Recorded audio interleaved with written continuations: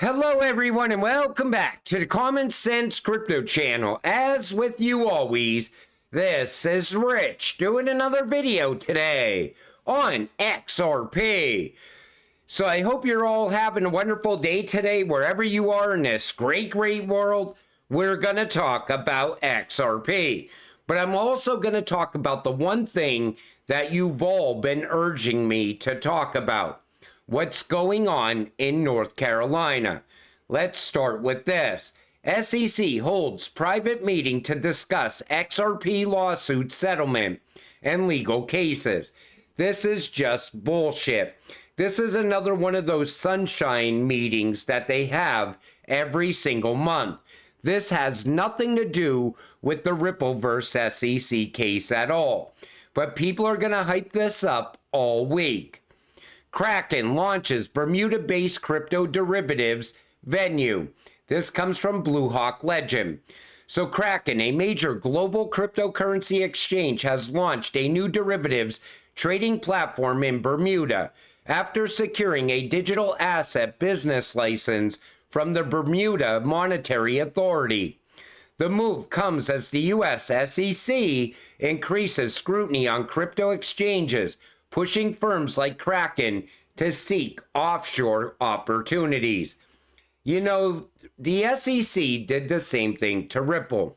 They pushed Ripple outside the United States, and Ripple became a global company. Same thing is going to happen with Kraken. Same thing is going to happen with other cryptocurrency companies as well.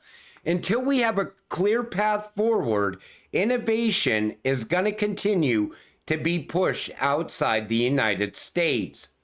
Warning, buying conditions have collapsed to levels never seen since 1960. Similar levels have always ended in a recession. People don't feel like buying homes. And I wanted to talk about this in a different video, but I'm going to talk about it here. Like I've told you multiple times, this year feels a lot like 2007. Next year is going to feel a lot like 2008. And if we're going to slip into a crisis, people keep saying, well, I'm going to cash out my XRP and I'm going to buy a house. Next year might be the year to do that. Because as your crypto is taking off, we're going to see everything else collapse. The bubbles are going to be popping one after another. So you would be buying the bottom of the housing market. And a lot of people are saying this is going to happen. And this is not crypto people either. This is people in the real estate sector saying that it looks like a crash is coming. So you might be able to cash out your crypto and get into real estate. Now, like I said, I'm going to talk about what's going on in North Carolina. Now, I don't know all the facts here. A lot of this I'm going to leave up to you, and I want to know what your thoughts are in the comment section down below. AG sent this to me earlier today. United States Patent and Trademark Office weather manipulation. Do you think the U.S. is capable of weather manipulation? Do you think they caused what's going on in North Carolina? Let me know in the comments section down below. Land grab in North Carolina. It's not just lithium. Quartz is extremely important in silicon chip manufacturing. So you see here, expansion plans. Sibelco has been ramping up its operations due to increasing demand. So we know there's a demand for quartz. Expansion 1 aimed at doubling high purity quartz capacity with a $200 million investment. On track for completion in 2025. Expansion 2 is planned, expected to be even larger, around $500 million, aiming for execution from 2024 to 2027. This demonstrates Sibelco's commitment to meeting future demands. So we already know there's a demand for quartz and lithium as well. BlackRock signed a $90 million contract for lithium in the town that was hit by the hurricane. Take a listen to this as well. Really dependent on one mineral called high purity quartz, and virtually the entire global supply of that quartz comes from one tiny town called Spruce Pine, North Carolina. Now, Spruce Pine saw 2 feet of rainfall from Hurricane Helene, and now nearly a week later, city officials tell me that there's still no water, power, or cell service. The infrastructure is completely disrupted to the point that roads and railways are so torn up that in some areas in the western part of the state, mules are being used to transport materials in and out. So the 2 companies that operate the quartz mines there, that's Zabelco and Quartz Corp, they tell us their work has been shut down since Thursday, and Quartz Corp adds that they have no visibility as to when operations can restart. So the question becomes not just whether the mines themselves have been damaged, but also whether it's possible to get the quartz out. Disruptions would impact not only the $5 billion quartz market, but the $600 billion semiconductor market that depends on it. And that quartz is also used in solar panels, fiber optic cables, and some light bulbs, which could all see some issues as well. And Kelly, I just spoke. So do you think that happened in North Carolina because they want to get the lithium and quartz out of the ground? Interesting, Harris's husband owns a controlling portion of stock in lithium mining. Albemarle, Chimney Rock, North Carolina has Vanguard and BlackRock ties, funding bills, and partnerships to stock options, a natural disaster, relocating people, land grabs, permit approvals, and water rights. You see what the EV push is truly about. Protect the land, but we found ore, buy stock, then take their land. A lot of people are saying this is one massive land grab. Biden urges Congress to act quickly as disaster relief funding runs low. So they're also saying that funding is running very low right now, and our ability to help the people in North Carolina is running out. But then you look at this. So far this year, the United States has given all this money to countries outside of the United States. And Americans who have lost everything to Hurricane Helene will be getting $750, courtesy of FEMA and the Biden-Harris administration. And if they don't pay it back, they will take their land. I keep seeing reports of this, one after another, all over X. You know, if we have the ability to send all this money outside the country, how do we not have the ability to print more money for disasters that happen in the United States? Yet people still think it's a good idea to pay taxes to the broken U.S. government. How is this not theft? The biggest scam in life is paying taxes. Paying taxes on the money you make, paying taxes on the money you spend, and paying taxes on things you own that you already paid taxes on with already taxed money. But it goes even deeper than that. All taxation is theft. If you earn it, they tax it. If you spend it, they tax it. If you save it, they tax it. If you invest it, they tax it. If you build it, they tax it. If you sell it, they tax it. If you live in it, they tax it. If you drive it, they tax it. If you eat it, they tax it. If you give it away, they tax it. When you die, they tax it.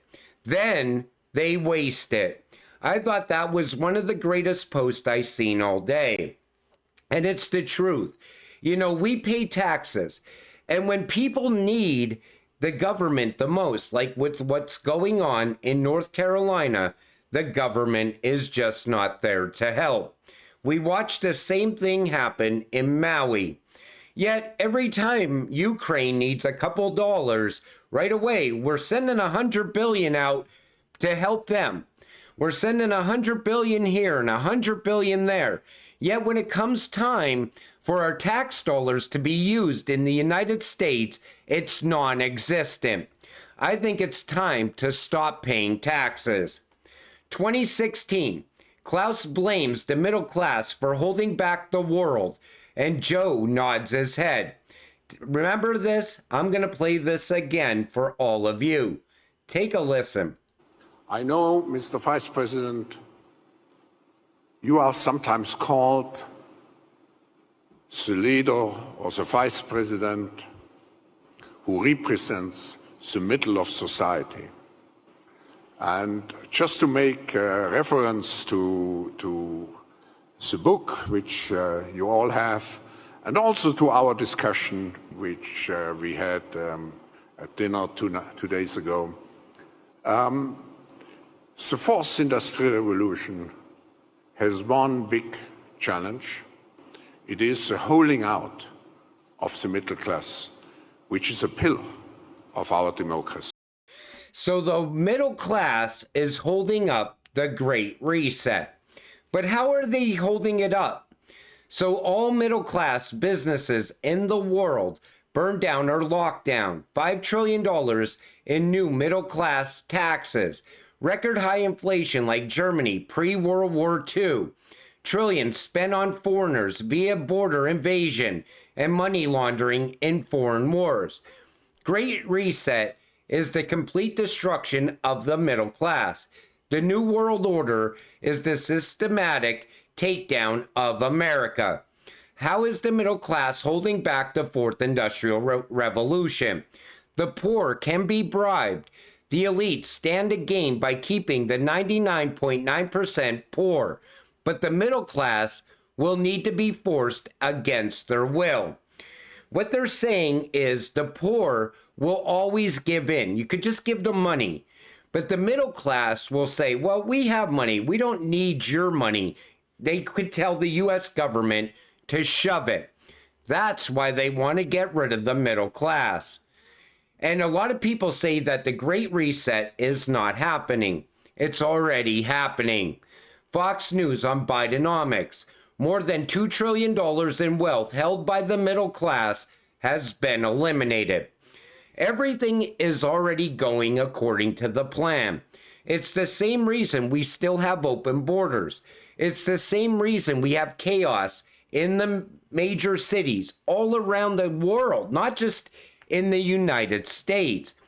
And even a lot of states are already starting to build out 15-minute cities. But it's hard to see it happening because all they do is change a couple roads here and there. And before you know it, there's no escape from the 15-minute city. It's already happening. But I really want to know what you all think about what's going on in North Carolina. Honestly, these people should have got a hell of a lot more than $750. You know, if we could send all this money outside the United States, why can't we help our own people? You know, and then you look at all these immigrants coming into the country, and they're given all this money as well, getting put up in hotels. When is it time to help the people that pay into the system? You know what it is? The system's broke. They know a reset is coming. So they got to continue with this. They got to stretch the dollar as well, as long as they can, just to get us until the reset happens. Once the reset happens, we won't need to pay taxes anymore. Most people will end up on UBI, Universal Basic Income, because of AI as well. And AI is not slowing down. If anything, it's picking up momentum. And that's why I always urge you to continue to hold your crypto, because you got to get rich. This is your one shot. You got to get rich off of your crypto.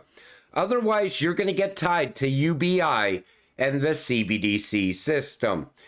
Crypto is your one way to break away from the CBDC system. But until it all happens, stay patient, stay positive, and let's get rich together. With that said, I'm going to wrap up this video. I want to thank you all for watching. I appreciate all of you. I'll see you in the next one. Have a great night.